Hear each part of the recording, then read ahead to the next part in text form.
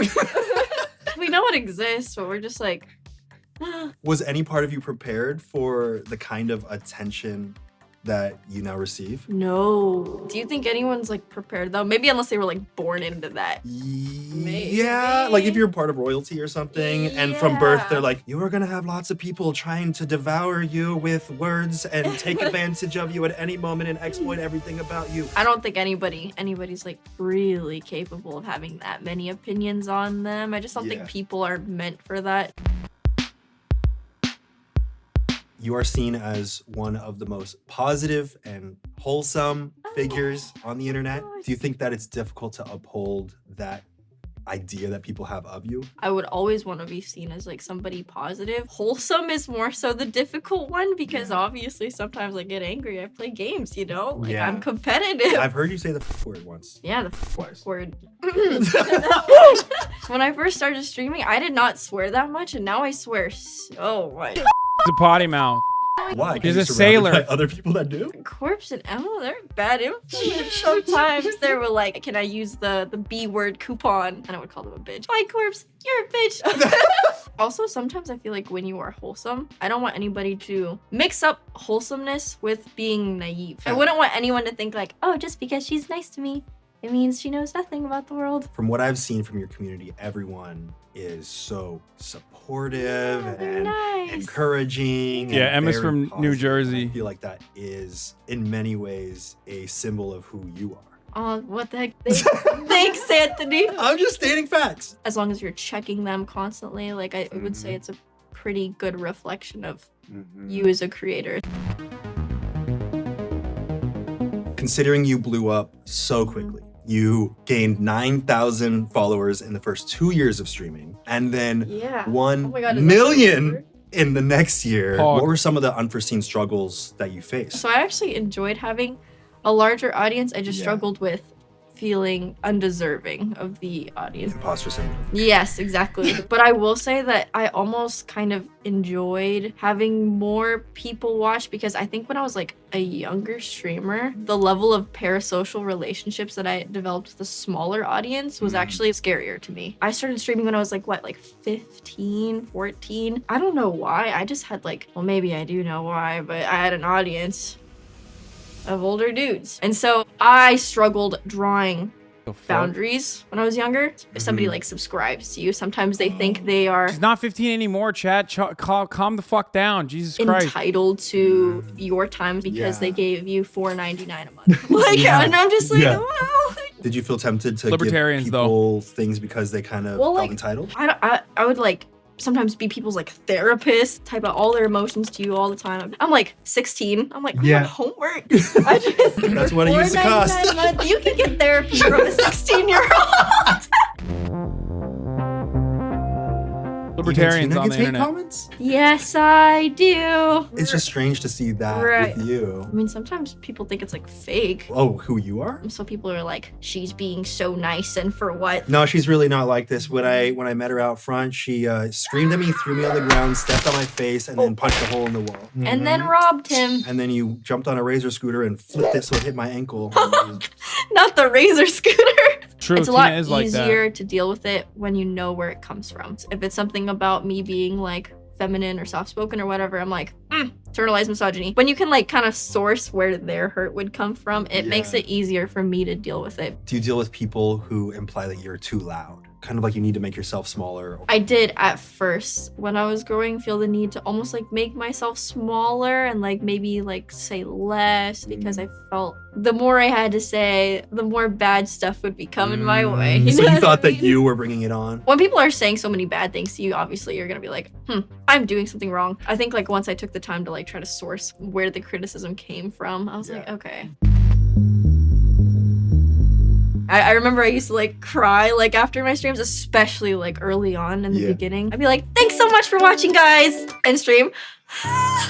All of your emotions would come out? It was like overwhelming. Allowing myself to experience like a ton of emotion through like just crying is like healthy instead of like getting mad at people or holding it in and then exploding at somebody. The more you get into like the habit of venting on the internet, that kind of feedback can be addicting. When the internet does give you that kind of a response that you wish you could get from a friend, but on a huge level. It's addicting. It's very addicting. But it's not. You also don't want to like get into the habit of like self-deprecation too, because that can also be addicting. Like when you use it to like cope all the time, sometimes you say bad things to yourself. I used to really fall into habits of being self-deprecating on the internet because I felt like, I mean, it was easy, it's relatable. It's relatable, and it was an easy way for me to point out flaws that I saw in myself before other people had the chance to point them out. That is also what I do all the time. I'm trying to stop doing that because it's like, if I say that I have a big forehead, no one else can say it first and hurt me.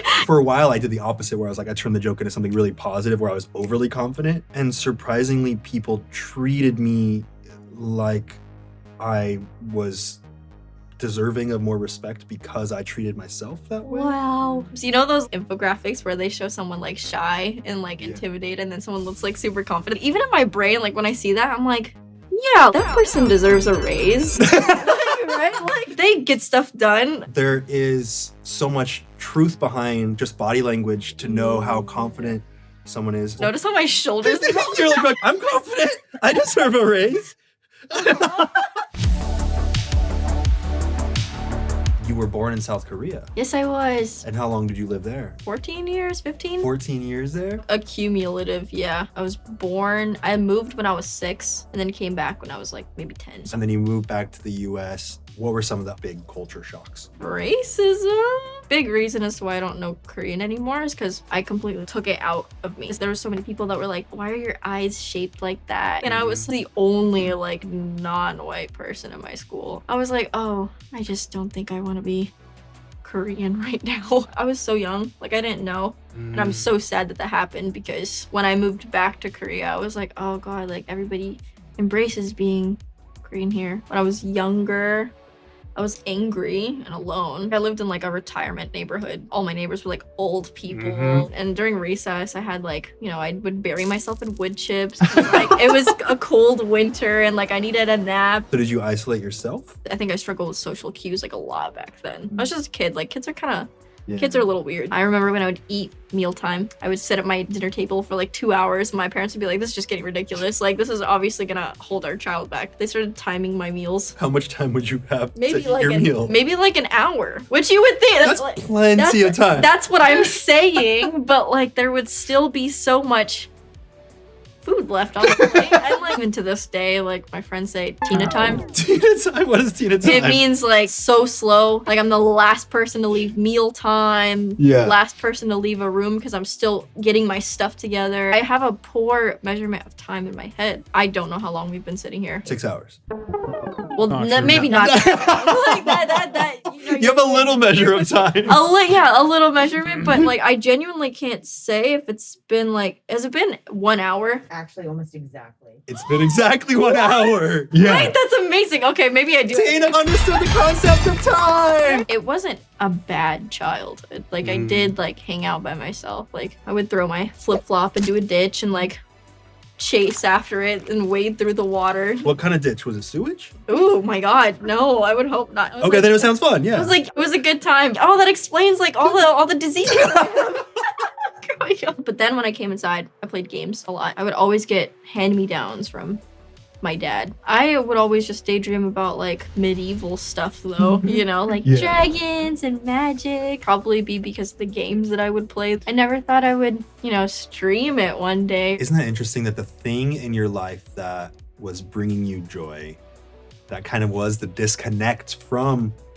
the rest of your life, disconnect from reality, became the thing that now is your reality. Crazy when your parents are like, oh, like, you'll never get a job playing games. And then you do.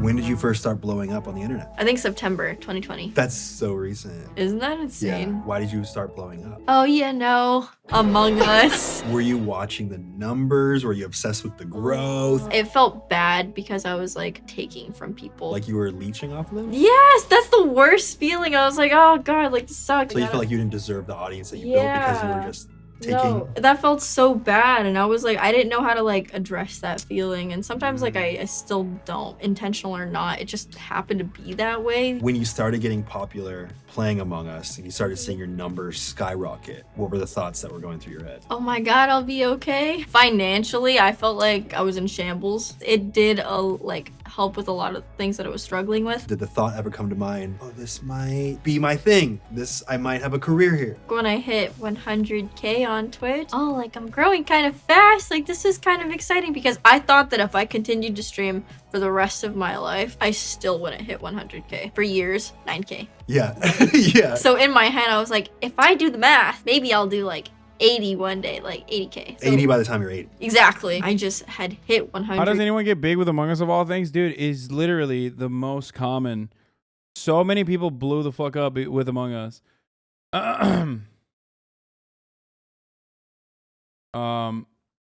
Watching people play Among Us is the highest level of parasocial. People love that shit, dude. 100K, and it was so soon. Yeah, I remember being so excited. Cross-pollination I was due like, to collaboration, this is gonna get too much bigger, you know? And then it Among Us did, made and I so was many like, streamers' careers. And Did they're you all have to, like, great. sit your parents down and say, Mom, Dad, not going to school anymore.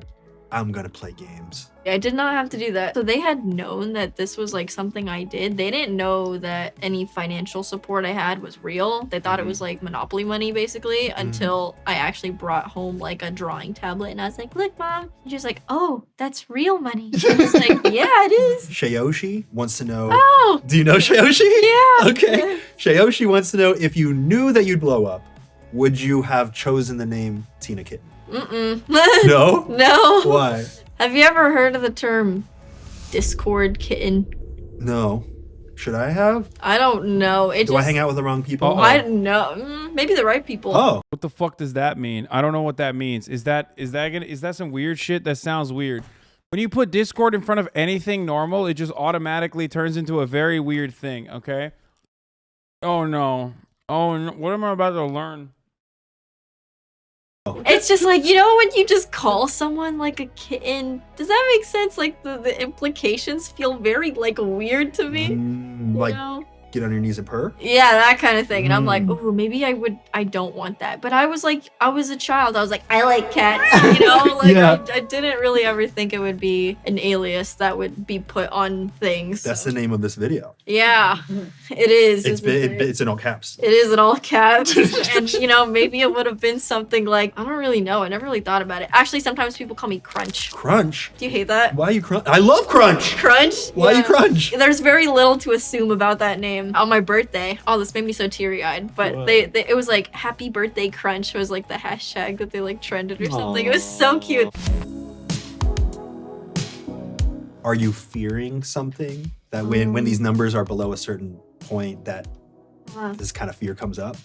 Oh god. Like, what would you say is your worst fear about what would happen to your career if the numbers drop too far? And by the way, I've also had Corpse and a ton of Tina's other friends on here, not to mention the upcoming episodes with Niachu and Valkyrie, and a ton of others, which you could find here or on the completely uncensored podcast version of the show, which you could find down in the description below. And it goes without saying, I'd like to thank BetterHelp for their continued sponsorship. Therapy has been really beneficial. Phone. Skipping it.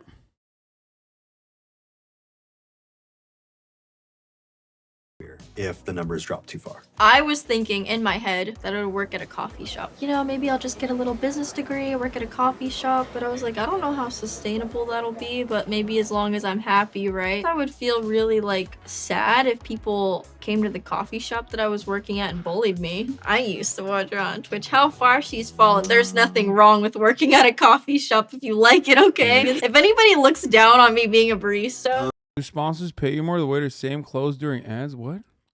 After being a Twitch streamer, yeah, I'll get upset. So your worst fear is that you're going to do a job that you like? Well, that people would bully me, but like I don't think I'm even at that stage where people would even come in by the masses. Also, the type of audience that you foster. They're nice. They would love you. They would come in and be like, "Holy shit, Tina works here." I wish. That'd be so cute. You feel a little bit of fear about what might happen if these numbers are too low. This is stressful. It's because I'm not done yet.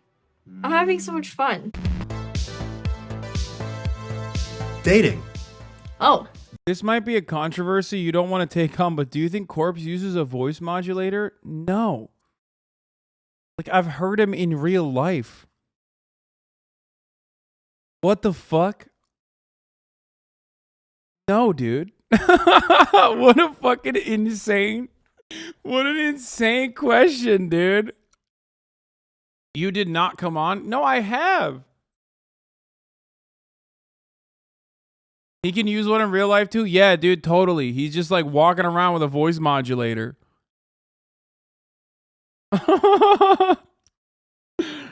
Oh, that's funny. You keep your private life very private. How do you choose what to bring people in on? Like, I would always just assume it's How much nobody's are you paying you to say business, this? you know? Wait, are people actually, do people literally believe that? What the fuck? Is he really a corpse? No, he's not a corpse.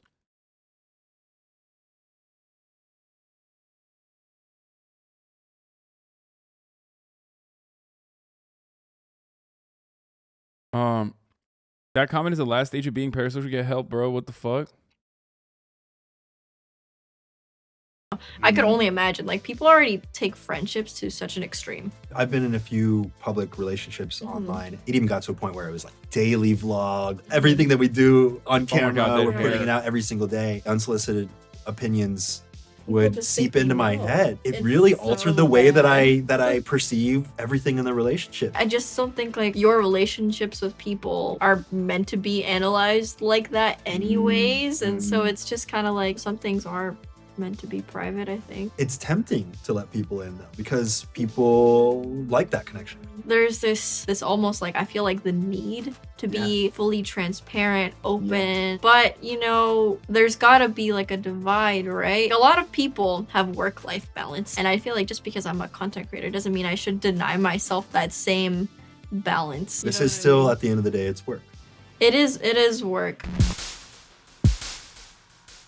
What's next for Tina Kitten? Once, you know, I would say like the world opens back up, I want to do like IRL streams. A couple years prior, I did like backpacking, and I love traveling like a lot. I like experiencing the world with people. I think it's so fun. I would be terrified of IRL streaming because people know where you are in the stream at all times. Are you gonna hire a bodyguard? Yeah. Yes, I will. Multiple. So Yes. don't mess with me. They'll get you. You were recently